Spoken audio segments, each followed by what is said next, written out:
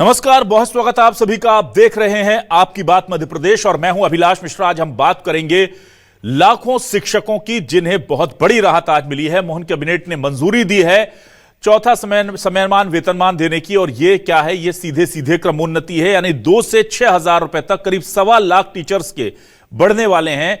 ये दरअसल वो पैसे हैं जो उन्हें प्रमोशन के साथ मिलने थे, लेकिन कई कारणों से प्रमोशन हो नहीं पाते, चाहे वो रिजर्वेशन का मामला हो या फिर प्रक्रिया का मामला हो, और उस वजह से वो उस टाइम पीरियड को पूरा कर जाते हैं जिसमें उन्हें ड्यू प्रमोशन मिलने चाहिए। ऐसे में सरकार को एक खास टाइम पीरियड के बाद उन्हें प्रमोशन देना होता है। अब 1.25 लाख टीचर जिन्हें के 35 साल शिक्षक के तौर पर पूरे हो गए हैं, उनका 2 से लेकर के 5-6 हजार रुपए तक बढ़ेगा। बहुत बड़ी राहत यह उनको होगी। साथ ही साथ गेस्ट फैकल्टी जो हैं, जो कॉलेजेस में पढ़ाते हैं, अतिथि विद्वान जिन्हें कहा जाता है, उनके लिए भी एक और अच्छी खबर आ रही है। हमने कुछ दिन पहले आपको बताया था कि सरकार हरियाणा मॉडल पर विचार कर रही है कि यहां पर वो व्यवस्था बनाई जाए। हरियाणा मॉडल क्या कह रहा है? हरियाणा मॉडल 2 चीजों की श्योरिटी दे रहा है। एक तो इन्हें नौकरी से नहीं निकाला जाएगा, अभी ये केवल कुछ घंटों के लिए आते हैं, पढ़ाते हैं, पैसे लेकर चले जाते हैं। करीब 40-42-44 हजार के आसपास इन्हें पैसा मिलता है अगर ये पूरी शिफ्ट भी करते हैं तो, अगर इन्हें अच्छी क्लासेस का टाइमिंग मिलती है तो भी। कई बार तो ऐसा होता है कि बहुत कम टाइमिंग मिलती है। दूसरा क्या श्योरिटी दे रहा है कि अब ये जो 44-45 हजार है या जो 40 हजार के आसपास का पैसा है, ये बढ़ के सीधे 60 हजार पहुंच जाएगा, यानी 1.5 गुना बढ़ोतरी इनके वेतन में होगी। और जो सबसे बड़ी उनकी चिंता है कि उन्हें कभी भी नौकरी से निकालने का खतरा होता है, हरियाणा मॉडल यह कहता है कि नहीं, उनकी जॉब सिक्योरिटी भी इसमें सुनिश्चित होगी। तो एक तरफ 1.25 लाख शिक्षक जिन्हें अब 2 से 6 हजार तक की बढ़ोतरी उनके वेतन में हो रही है, ये तो फैसला हो ही चुका है, बस ये आने की देर है। दूसरी तरफ हरियाणा मॉडल को लेकर कमेटी सरकार ने बना दी है, यानी उनके लिए भी राहत की खबर आने वाली है। पर शिक्षकों की, अतिथि विद्वानों की मांगे और भी हैं, तो कहीं खुशी कहीं गम, क्या ज्यादा मिला या मिल रहा कम? इसी मुद्दे पर आज करते हैं आपकी बात।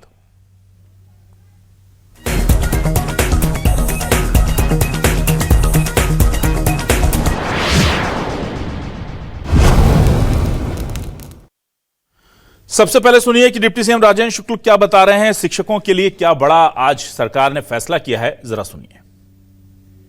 की स्वीकृति हुई थी प्रथम चरण में, द्वितीय चरण में 200 और विद्यालयों की होगा। इसमें लगभग 17 से 18 करोड़ रुपए प्रति विद्यालय खर्च होगा।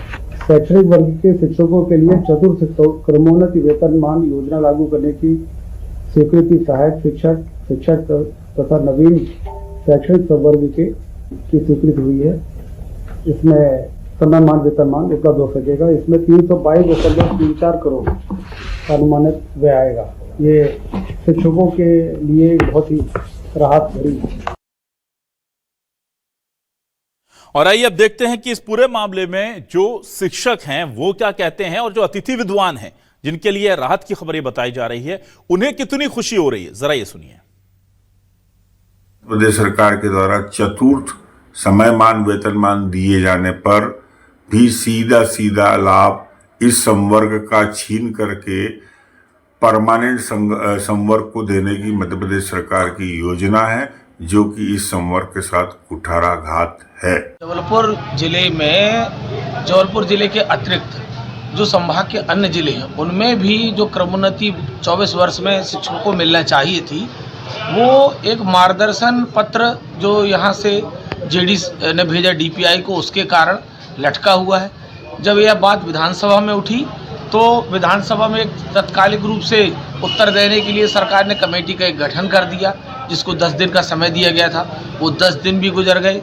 माने कुल मिलाकर ये देखें आप कि जो जबलपुर से मार्गदर्शन पत्र गया है उसको 9 माह हो गए, और जो कमेटी का निराकरण हुआ है उसको 4 माह हो गए, लेकिन इसके बाद भी कोई उत्तर नहीं आया है। महामंत्री अतिथि विद्वान महासंघ माननीय मुख्यमंत्री महोदय एवं उच्च शिक्षा मंत्री महोदय का धन्यवाद ज्ञापित करता हूं कि उन्होंने मध्य प्रदेश में वर्षों से सेवा दे रहे अतिथि विद्वानों की सेवा सुरक्षा हेतु हरियाणा मॉडल जैसे ही मध्य प्रदेश मॉडल के निर्माण के लिए आदेश प्रदान किए। साथ ही साथ हम आशा करते हैं कि मध्य प्रदेश का मॉडल हरियाणा से भी बहुत अच्छा होगा और समस्त अतिथि विद्वानों की भविष्य और सेवा सुरक्षा होगी। धन्यवाद। अब इस पूरे मामले पर कांग्रेस क्या कह रही? मैंने कहा कि कहीं खुशी कहीं गम है। शिक्षकों को लग रहा है कि उन्हें और ज्यादा मिलना था और ज्यादा लोगों को मिलना था। अतिथि विद्वानों को चूंकि अभी कुछ मिला नहीं है, लेकिन उनको लग रहा है कि कुछ उनके साथ अच्छा होने वाला है। कांग्रेस को भरोसा नहीं है। कांग्रेस सीधे आरोप लगा रही है और बीजेपी हमेशा की तरह कर्मचारियों के हित में किए गए अपने काम गिना रही है। दोनों के बयान सुनिए।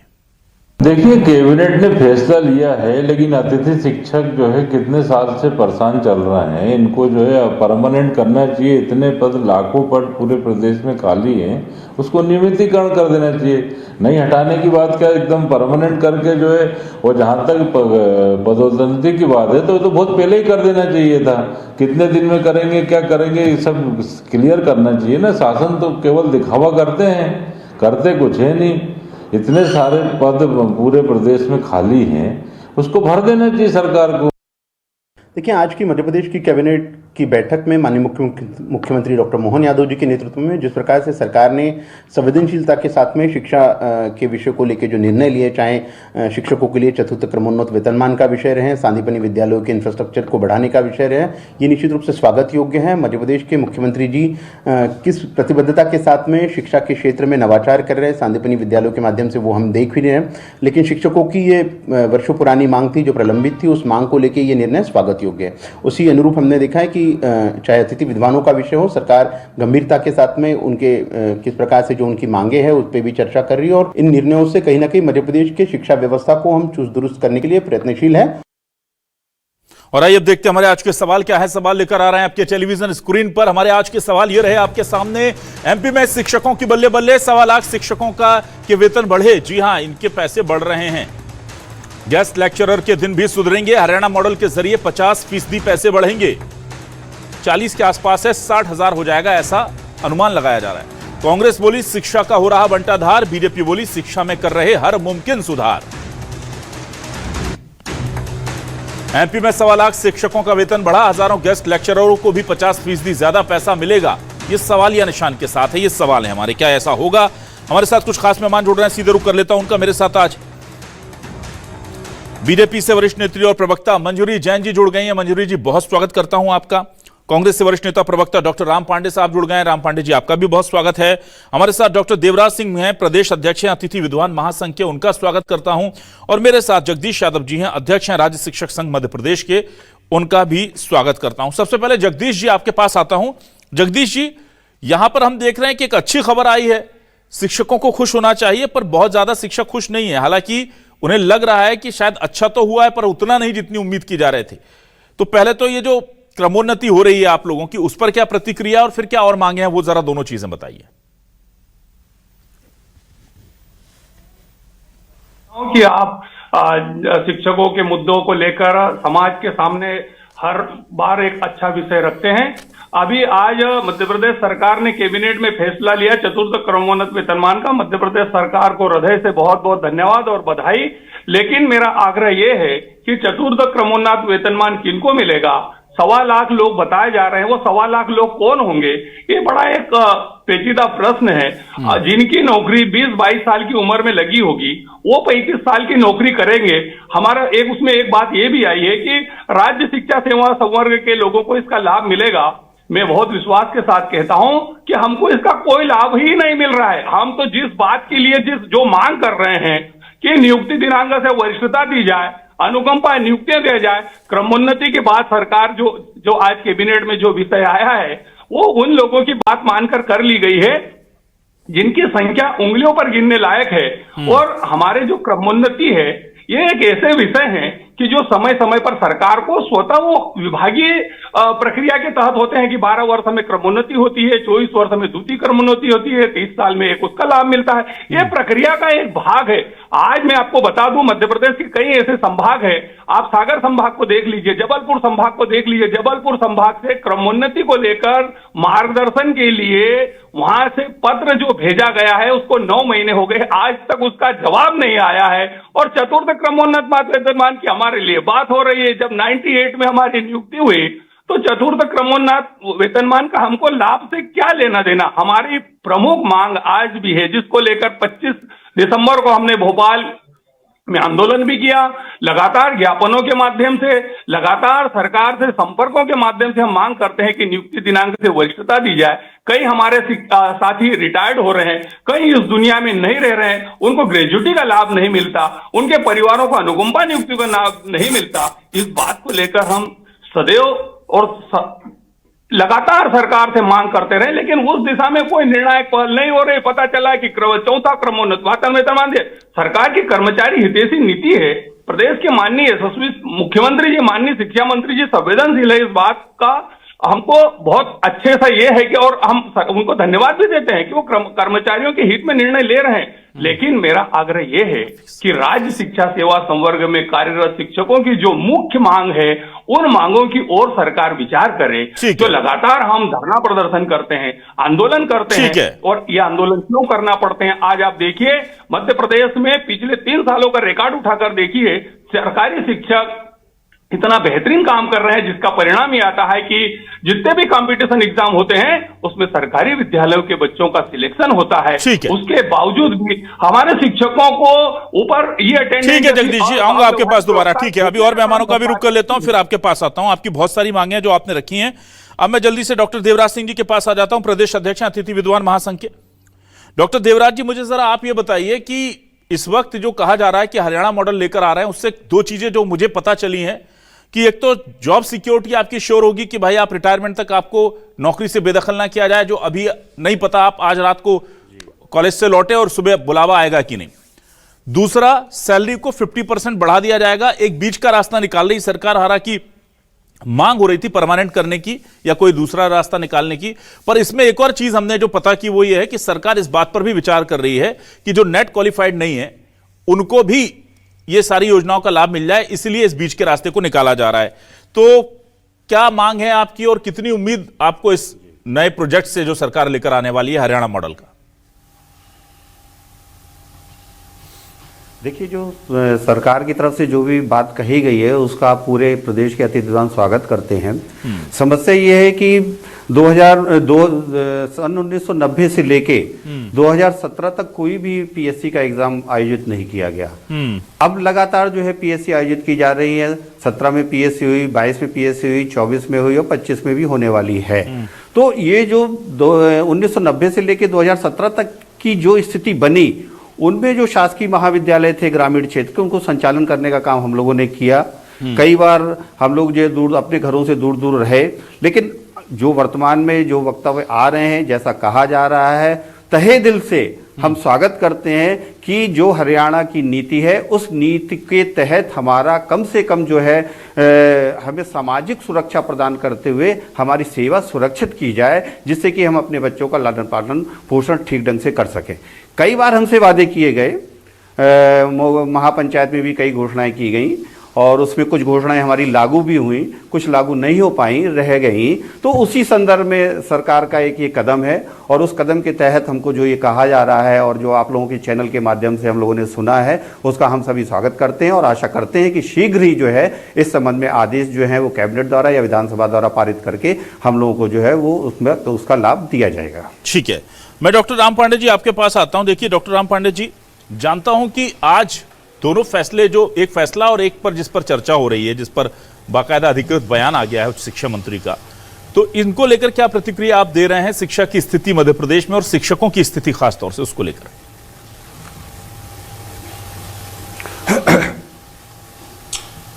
देखिए, जो कहा जा रहा है वो एक संवैधानिक प्रक्रिया है।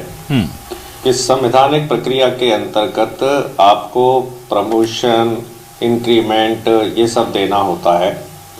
लेकिन अभी मैं आपके चैनल पर ही सुन रहा हूँ, जो शिक्षक हैं या जो उस डिपार्टमेंट से ताल्लुक़ रखते हैं, वो कह रहे हैं कि हम धरना देते हैं, प्रदर्शन करते हैं, मांग करते हैं, पत्र लिखते हैं, तब जाकर कहीं सरकार सुनती है।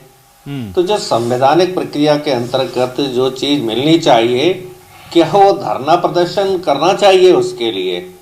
और ये 2023 में कहा गया था, अब चल रहा है 2025, आज फिर कह दिया गया है, अभी किया नहीं गया है। अब आप देखिए 25, 27, 28 साल में तो नौकरी लगती है और उसके बाद यदि हम 25 साल भी मान लें तो 35 साल का अनुभव हो तो 60 साल की आपकी उम्र होनी चाहिए। अब ये धोखा नहीं है तो क्या है? मतलब जो शिक्षक 60-62 साल का हो गया है, रिटायरमेंट में उसके 1, 2, 5 दिन रह गए हैं, हो सकता है किसी को 15 दिन का फायदा मिले, किसी को 17 दिन का फायदा मिले, ज्यादा से ज्यादा किसी को मिलेगा तो 1 साल का फायदा मिलेगा। कितना पैसा दिया जाएगा उसको? 2,000, 3,000, 4,000, 5,000। लेकिन आपने उसका स्वाभिमान और सम्मान तो छीन लिया ना। जो शिक्षक प्रिंसिपल हो सकता था वो शिक्षक से रिटायर हो गया। आप ऐसे समझ लीजिए कि यदि डीएसपी को यदि एसपी नहीं बनाया और वो डीएसपी से रिटायरमेंट हो गया तो उसका सम्मान उससे बढ़ा या कम हुआ? या डिप्टी कलेक्टर जो कलेक्टर बन सकता था वो डिप्टी कलेक्टर ही रह गया, तो उसका सम्मान बढ़ा या कम हुआ?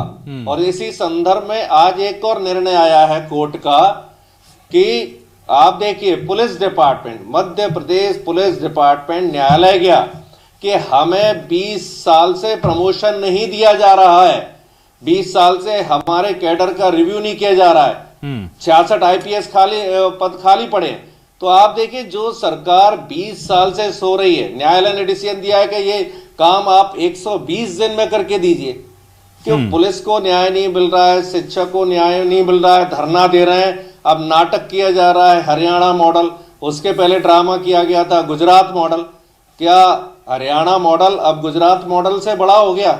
अभी तक कहा जाता था कि मध्य प्रदेश में गुजरात मॉडल लागू करेंगे, देश में गुजरात मॉडल लागू करेंगे, इंदौर में जैसा जहरीला पानी पीने के लिए दिया था वैसा पानी पीने के लिए देंगे, छिंदवाड़ा में जैसे कप सिरप दिया था वैसा कप सिरप देंगे। अरे मध्य प्रदेश में 50% शिक्षकों के पद खाली पड़े हैं, यदि वो भर दिए जाएं तो हमारे लाखों जो युवा बेरोजगार बैठे हुए हैं मध्य प्रदेश में, क्या उनको फायदा नहीं होगा? और मध्य प्रदेश की ही हम बात करें, हेलो जी मैं सुन पा रहा हूं। हम मध्य प्रदेश की ही हम बात करें तो आज विद्यालयों की क्या स्थिति है उस पर क्यों नहीं चर्चा चल रही है?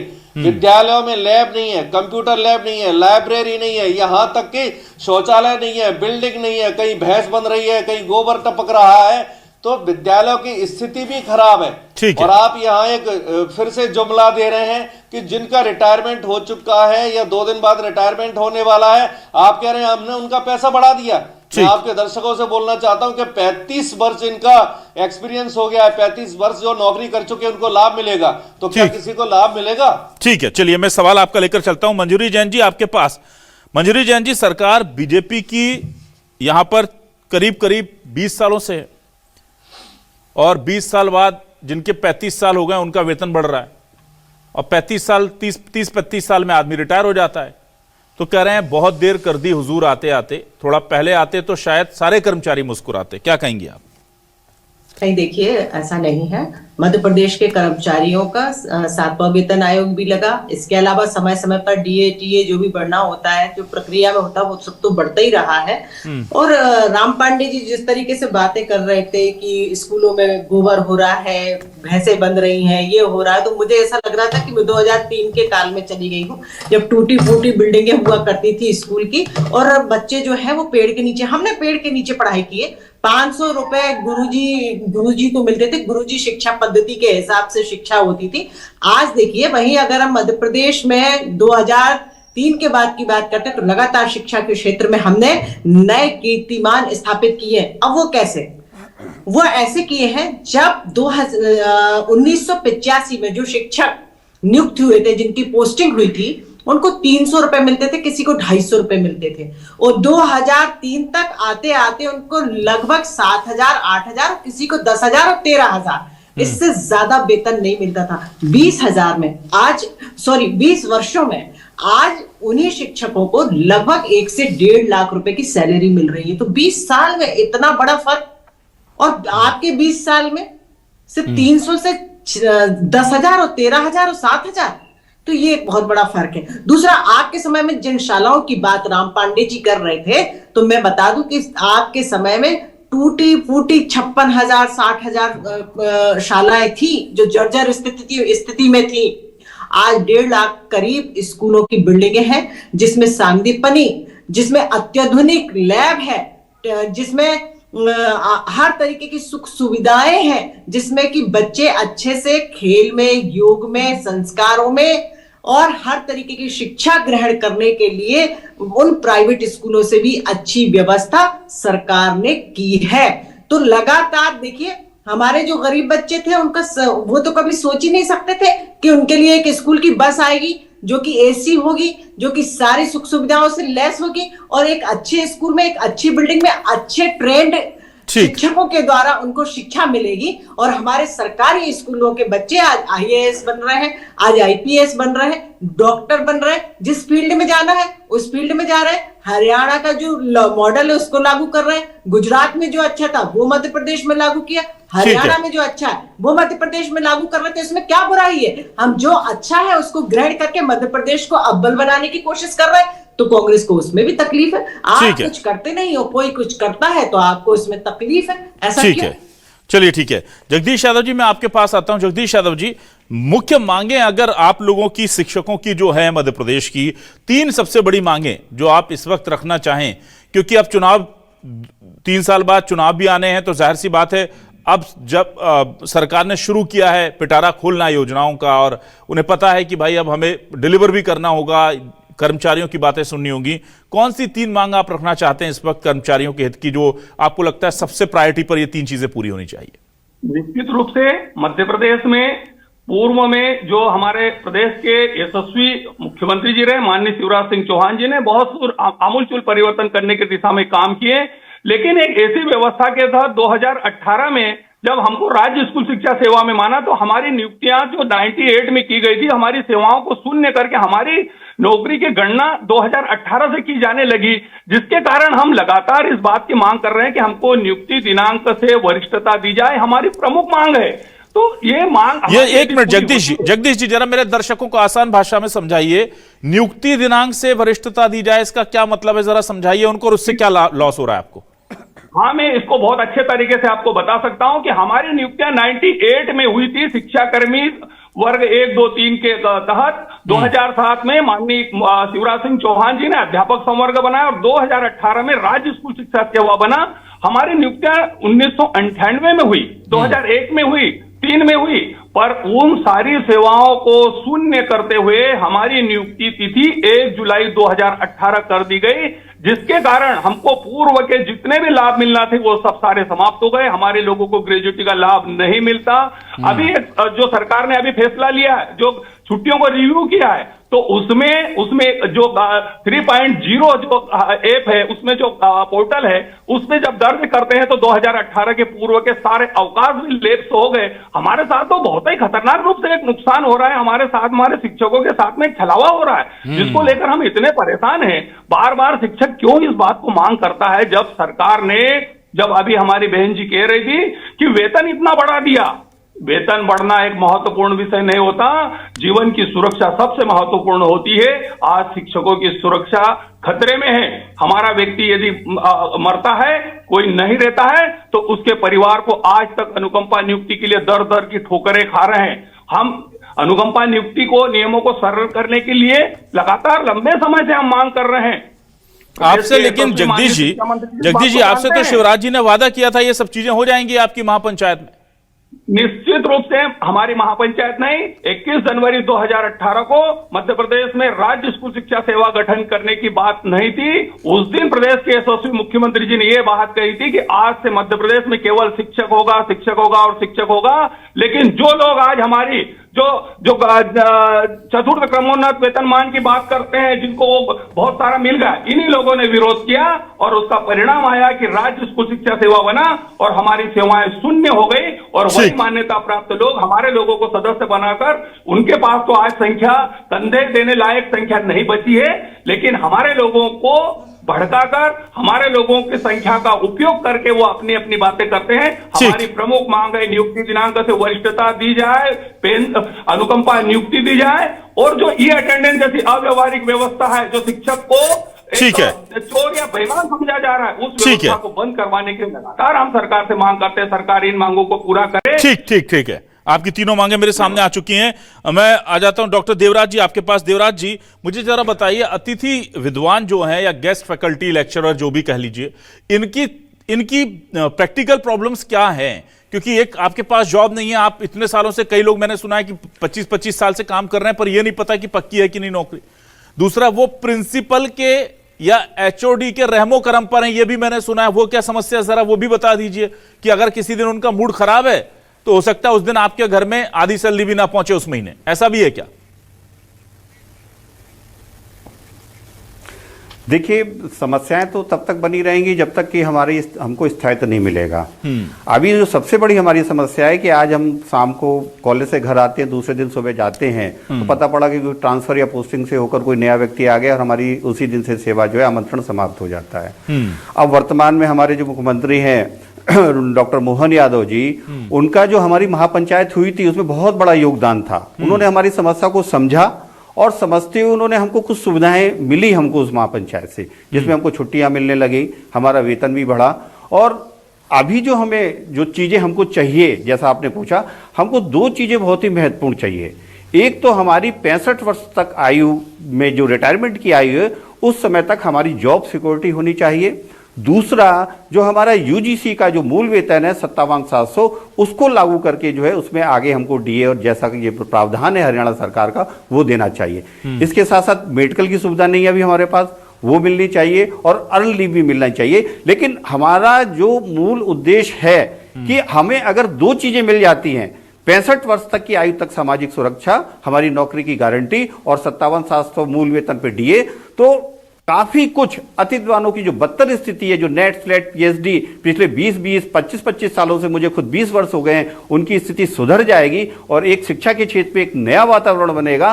और जो हमारी कॉलेजों में स्थिति है वो स्थिति भी सम्मानजनक रूप से उसमें भी वृद्धि होगी और कहीं ना कहीं जो है हम अपना जीवन यापन ठीक ढंग से कर सकेंगे। ठीक है, राम पांडे जी आपके पास आता हूं। राम पांडे जी, मुझे बताइए, देखिए ये अव्यवस्था, जाहिर सी बात है कि जब आप लोग बोलते हैं तो शिक्षाकर्मी कल्चर कहकर कांग्रेस दिग्विजय शासन को याद दिला देती है, लेकिन अब ये जो स्थिति बन गई है ये पूरे देश में बन गई है और कांग्रेस शासित राज्यों में भी आउटसोर्स किए हुए कर्मचारी, कॉन्ट्रैक्ट पर रखे हुए शिक्षक, ये कल्चर बन चुका है पूरे देश में, सब जानते हैं। अब मुझे ये बताइए कि कम से कम जो लोग 5-10 साल काम कर लेते हैं उन्हें जॉब सिक्योरिटी तो देनी चाहिए, इसको लेकर प्रावधान होने चाहिए। पैसे आप कम भी बढ़ाएं पर आदमी को इतना तो पता रहे कि भाई जो मुझे मिल रहा है ये मिलता रहेगा, इसकी कहीं कोई गड़बड़ नहीं होगी। अब शिक्षाकर्मी कल्चर को खराब बताने वाली बीजेपी एक नया कल्चर लेकर के आई, आउटसोर्स कल्चर, जो उससे भी खतरनाक है। इसमें तो ये लोग फिर भी कोर्ट जा सकते थे, आउटसोर्स कल्चर में तो आप कुछ कर ही नहीं सकते। बोलते हमने ठेका रद्द कर दिया, आप जाकर के ठेकेदार के खिलाफ केस करते रहो, ठेकेदार कहता मेरा ठेका रद्द, आप जाओ, अब कोई अदालत आपकी सुनवाई नहीं करेगी। तो यहां दिक्कत में तो उस वक्त भी कर्मचारी ही थे जब शिक्षाकर्मी कल्चर लॉन्च हुआ प्रदेश में, और आज जब ज्यादातर 70% कर्मचारी आउटसोर्स हो गए हैं तो भी वो कर्मचारी हैं। कहां जाएंगे ये लोग?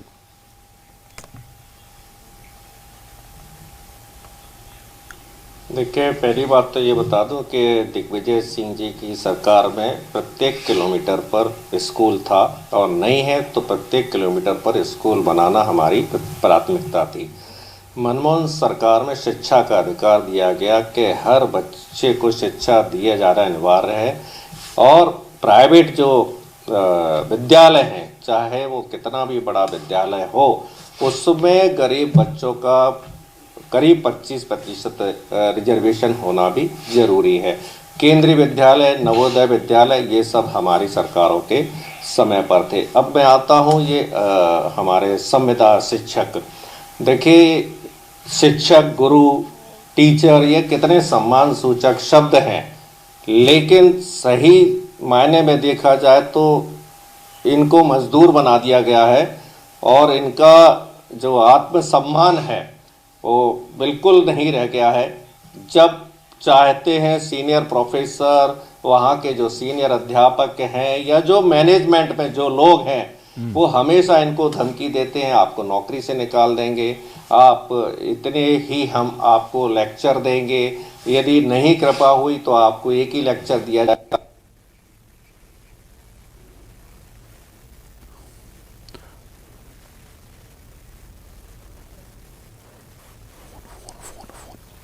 अपमानित किया जा रहा है।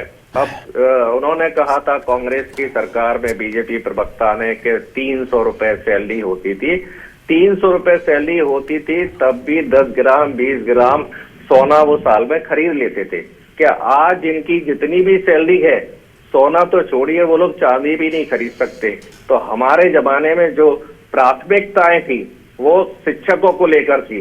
आपके जमाने में प्राथमिकताएं क्या है?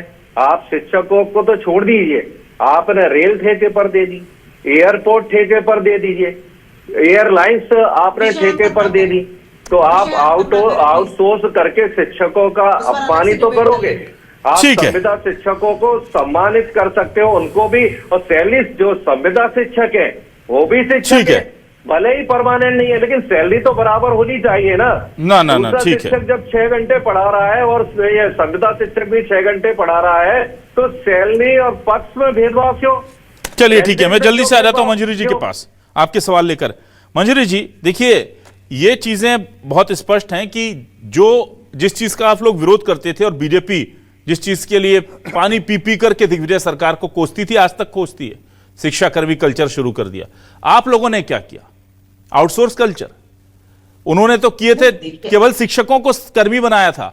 आपने तो हर डिपार्टमेंट के क्लर्क, प्यून, चपरासी, ड्राइवर सब आउटसोर्स कर दिए, और उस पर आप पीठ ठोकते और फिर कहते हो कि हमें कर्मचारी हितैषी बोलो। कोई कैसे बोले भाई, समझ नहीं आता क्या किसी को कि जिनको 20-25 हजार मिलते थे उनको आपने 5-10 हजार 12 हजार पे ला करके पटक दिया है, और उनकी स्थिति है कि 20-20 15-15 साल काम करने के बाद अच्छा आपकी नोटशीट भी कब बदल जाती है पता नहीं चलता। मैं निर्वाचन शाखा की बात करता हूं। मध्य प्रदेश में निर्वाचन शाखा में आउटसोर्स किए हुए कुछ कर्मचारी लगते हैं, लगातार दिन रात मेहनत करते हैं। आप SIR कराते हैं, चुनाव, पंचायत चुनाव, लोकसभा, विधानसभा सारे चुनाव करा लेते हैं, और उनके काम से खुश होकर के पूर्ववर्ती सरकार के एक मंत्री जी लिख करके जाते हैं कि इन्हें नौकरी से नहीं निकाला जाए, ये हमारे लिए बहुत जरूरी काम कर रहे हैं। उनके पास एक्सपीरियंस चूंकि आ चुका है वोटर लिस्ट वगैरह बनाने का और इलेक्शन कराने का। अब नई सरकार आती है और एक पता चलता है कि कैलाश विजयवर्गीय जी का एक ऑर्डर जारी होता है कि जितने भी आउटसोर्स कर्मचारी है सबको निकाल दिया जाए। अब उसमें निर्वाचन शाखा के लोग भी डरे हैं, वो इसलिए दूसरी नौकरियों में नहीं गए कि उनको लग रहा था कि कम से कम हम 800,000 जो लोग हैं वो तो फिक्स हैं। तो आपके वादे बदल जाते हैं, बीजेपी की सरकार में रहते हुए लिखित में किए हुए वादे और जो कमिटमेंट है वो बदल जा रहे हैं। आउटसोर्स लोगों को भी निकालने की जरूरत पड़ रही है, आपको सोचना चाहिए। क्या करेंगे आप ऐसे लोगों का? नहीं देखिए, सबसे पहली बात तो ये स्पष्ट कर दूं कि भारतीय जनता पार्टी की जो सरकार है वो हमेशा से कर्मचारियों के फेवर में काम करती रही है, और इस तरीके का यदि कुछ भी होता है तो निश्चित तौर पर सरकार जो है वो संवेदनशीलता के साथ उस पर विचार करती है, और जो हमारे कर्मचारी भाई हैं उनके लिए जरूर सरकार अच्छा सोचेगी और अच्छा सोचते रहे हैं। और निश्चित तौर पर देखिए, आज भी एक जो कैबिनेट में निर्णय हुआ है कि जो भी अतिथि विद्वान हैं, शिक्षक हैं, उनको नहीं हटाया जाएगा। तो ये भी तो कर्मचारियों के हित में ही निर्णय हुए, और धीरे धीरे करके मुझे लगता है कि जिस तरह से मध्य प्रदेश की सरकार काम कर रही है डॉक्टर मोहन यादव जी के नेतृत्व में, वो कर्मचारियों के हितैषी होकर काम कर रही है। ये कांग्रेस के समय की बात जो राम पांडे जी कह रहे थे कि 300 रुपए और सोना आ जाता, तो सोने के रेट जो है वो भारत तय नहीं करता है, ये बाहर से पूरी दुनिया में जो है सोने के रेट बढ़ रहे हैं और चांदी के रेट बढ़ रहे हैं। इससे तुलना मत करिए। उस समय प्रति व्यक्ति आय जो है वो 11,778 रुपए हुआ करती थी, 2003 और 2004 की बात कर रही हूँ। आज 1,70,000 रुपए प्रति व्यक्ति आय है। कितना बड़ा फर्क है। आज हर व्यक्ति के पास कार है, गाड़ी है, मैक्सिमम आप देख लीजिए 90% लोगों के पास आपको गाड़ी मिलेगी, लेकिन उस समय साइकिल होना ही बहुत बड़ी बात होती थी। तो धीरे धीरे सब चीजों में सुधार हुआ है। कर्मचारियों के हितों को ध्यान में रखते हुए सरकार ने अच्छे निर्णय लिए हैं, और क्या अच्छा हो सकता है वो भी सरकार उस दिशा में निर्णय लेगी। ठीक है मंजरी जी, लेकिन एक चीज जरूर है कि 20 साल बाद भी अगर आदेश ये जारी करने पड़ रहे हैं सरकार को कि जो सबसे ज्यादा शोषित वर्ग है, आउटसोर्स कर्मचारी, संविदा शिक्षक या शिक्षाकर्मी या इस तरह से जो जिनकी नौकरी पक्की नहीं, ना अगर उनको निकालने के ऑर्डर आपको एक मिनट मंजूरी जी, उनको निकालने के ऑर्डर आप जारी कर रहे हैं, इसका मतलब सिर्फ ये है कि आप चाहते हैं कि अब लोग फ्री में ही आके काम करने लगे। अरे भाई, जिनकी सैलरी 80,000 1 लाख होना चाहिए वो 10-12 हजार में बेचारे काम कर रहे हैं। उस पर भी उनको नींद नहीं आती जब आप ऑर्डर निकाल देते कि इनको भी नौकरियों से हटा करके हमें सूचित करें। मेरे को 1 मिनट बोलने दीजिए, देखिए ये हम सब जानते हैं कि सरकारी नौकरियां इतनी नहीं हो सकती हैं, हम सबको उस तरफ बढ़ना पड़ेगा, और उस दिशा में सरकार काम कर रही है आत्मनिर्भर भारत के कॉन्सेप्ट पर। आज इतने बड़े लेवल पर इंफ्रास्ट्रक्चर हो रहा है, इतने बड़े लेवल पर इंडस्ट्रीज आ रही है, तो इसी दिशा में काम हो रहा है। आत्मनिर्भर भारत बने, आत्मनिर्भर भारत बिल्कुल। बने, पर हम उसके लिए युवा को आत्मनिर्भर होना जरूरी है और उस दिशा में सरकार काम कर रही है। नहीं, लेकिन हम कर्मचारी जीवी ना बन जाएं, परजीवी ना बन जाएं कि हम किसी का खून चूस करके अपना काम निकालें। अरे 10-12 हजार में होता क्या है? आप समझिए, मैं ये कह रहा हूं ना, बिल्कुल मैं कह, मुझे कोई गुरेज नहीं है मंजूरी जी, मैं 12,000 रुपए 10,000 रुपए पर काम कर रहे हैं जो 10 साल 12 साल से आउटसोर्स के लोग जो काम कर रहे हैं, अगर वो रात को ये सोच के नहीं सो पाते हैं कि भाई मुझे हमारा ऑर्डर आ गया, नौकरी नहीं मिलेगी, वो नौकरी ढूंढ रहे हैं, कहीं कोई दुकान पे बात कर रहा है किराने वाले की कि भाई मुझे 10-12 हजार रुपए दे पाओगे क्या अगर नौकरी चली जाती है तो? जो 10-12 साल से काम कर रहे हैं, 80-90 हजार के काम करते हैं वो 10-12 हजार में, और उनको इस तरह दिशा में तो सरकार काम कर रही है ना। ये जो बार बार जो इंडस्ट्रीज को जो हम कॉन्क्लेव आयोजित कर रही है सरकार, वो इसीलिए तो कर रही है कि हमारा कोई भी व्यक्ति जो है वो बेरोजगार ना हो। बिल्कुल निश्चित तौर पर इसको हमारे मदद, आप यही काम कर रहे हैं और आपके मंत्री मंजरी जी बेरोजगार ना हो, ये काम आप लोग कर रहे हैं। आपके कैलाश विजयवर्गीय जी की नोटशीट देखिए, वो नोटशीट आपको भेज दूंगा, उसमें उन्होंने लिखा है कि आउटसोर्स किए हुए फलानी तारीख से जितने भी कर्मचारी इन्हें सेवा से पृथक कर हमें सूचित कर दें। अब आप बेरोजगारी कम करने का काम कर रहे हैं या बेरोजगारी बढ़ाने का? जरा देखिए, जो सबसे निचला तबका है, जो बिल्कुल कुछ सैलरी नहीं पाता, उनको निकालने के ऑर्डर जारी हो जाते हैं। चलिए खैर, ये किसी दिन इस पर भी बात करेंगे। आज शिक्षकों की बात थी, सरकार ने कुछ अच्छे कदम उठाए हैं, पर अभी उम्मीदें बहुत हैं, और जो वादे किए गए हैं वो वादे पूरे होंगे या नहीं, इसको लेकर थोड़ा इंतजार है। पर हाँ, हम उम्मीद कर सकते हैं कि सरकार ने जो कहा है, कमेटी बनाई है गेस्ट फैकल्टी के लिए, उनको कम से कम 1.5 गुना या 50% का फायदा सीधा होगा, और जो शिक्षक बात कर रहे हैं उनका भी काम होगा। बहुत शुक्रिया करूंगा मैं तमाम हमारे मेहमानों का, मंजरी जैन जी का, जगदीश जी का, डॉक्टर राम पांडे और डॉक्टर देवराज जी का, हमारे साथ जुड़ने के लिए, इस डिबेट का हिस्सा बनने के लिए। सभी का शुक्रिया। नमस्कार।